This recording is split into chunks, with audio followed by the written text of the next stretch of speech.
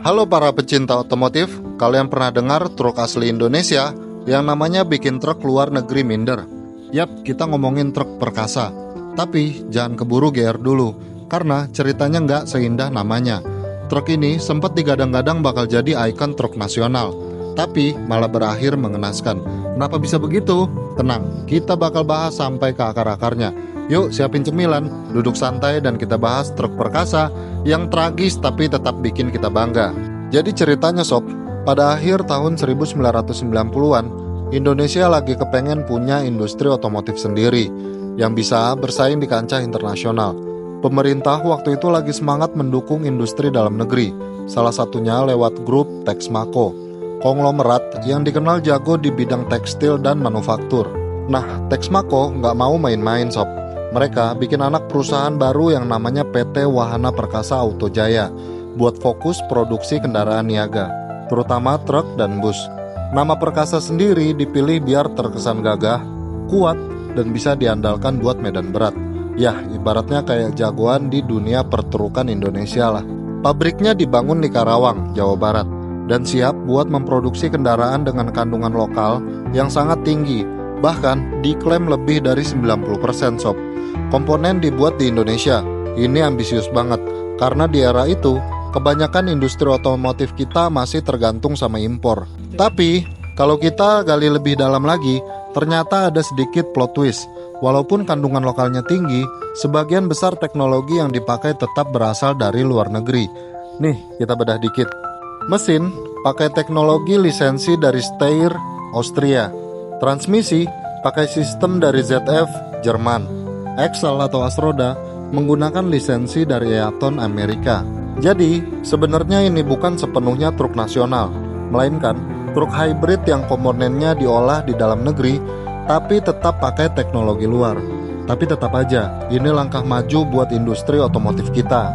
Texmaco nggak cuma bikin satu jenis truk, tapi beberapa varian buat kebutuhan berbeda. Yuk kita kenalan sama model-modelnya.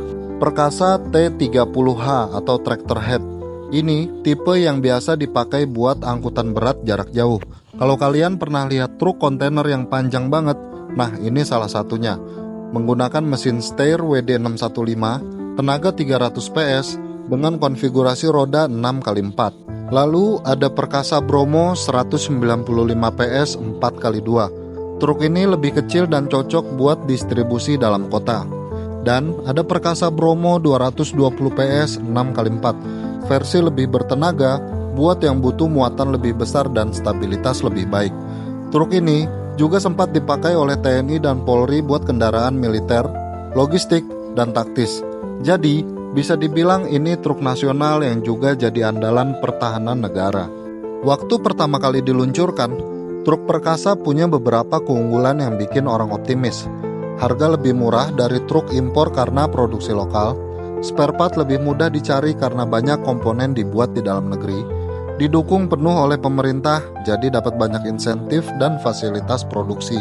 Banyak perusahaan, angkutan dan instansi pemerintah yang mulai melirik truk ini sebagai alternatif dari truk-truk Eropa atau Jepang yang harganya lebih mahal. Nah, ini bagian yang bikin sedih. Walaupun awalnya terlihat menjanjikan, ternyata truk perkasa nggak bertahan lama. Kenapa? Yang pertama, masalah keuangan Texmaco. Grup Texmaco ternyata punya utang yang menggunung. Pada tahun 2004, mereka akhirnya dipilotkan oleh BPPN, Badan Penyihatan Perbankan Nasional. Gara-gara ini, produksi truk pun berhenti total. Yang kedua, kurangnya jaringan purna jual. Salah satu alasan kenapa truk Jepang kayak Hino, Mitsubishi Fuso, dan Isuzu tetap mendominasi adalah after sale service mereka yang luas. Sayangnya, Perkasa nggak punya jaringan bengkel dealer sebanyak kompetitor. Alhasil, banyak perusahaan yang ragu untuk beli. Yang ketiga, kurangnya kepercayaan pasar. Karena ini produk baru, banyak pengusaha truk yang masih ragu buat investasi. Mereka lebih memilih truk dari brand yang udah terbukti tahan banting. Yang keempat, persaingan ketat.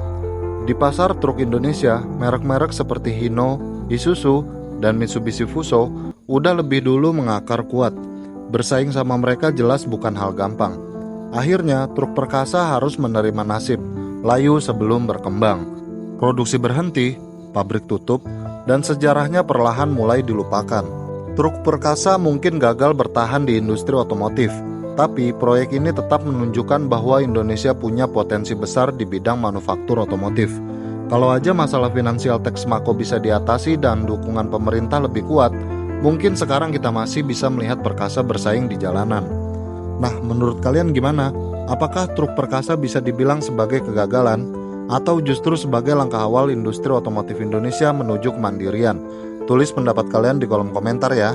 Kalau kalian suka cerita otomotif kayak gini, jangan lupa like, share, dan subscribe, biar nggak ketinggalan konten terbaru dari BBM. Aktifin loncengnya juga, biar selalu dapat update. Sampai jumpa di video berikutnya, dan ingat, gaspol boleh, tapi jangan sampai dompet ikut tekor. BBM pamit, tetap waras di jalan, dan jangan lupa cek oli.